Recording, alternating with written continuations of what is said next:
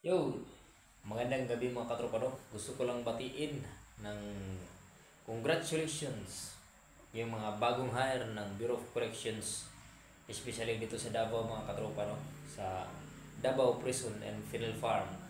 Sa lahat ng mga natanggap, congratulations.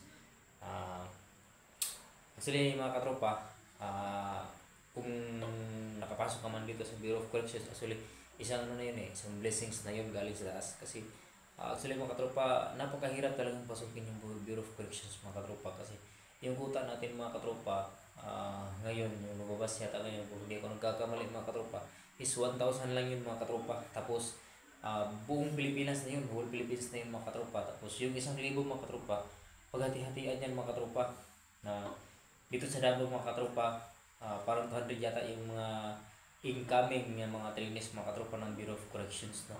Tapos ibang kolonya na naman, kunti lang sa kanila. So blessed na tayo dito mga katropa. Kumbaga isang privilege na makapasok ka dito sa Bureau of Corrections mga katropa kasi napakahirap talaga makapasok dito kasi yun nga, dun sa kuta napakaliit lang mga katropa.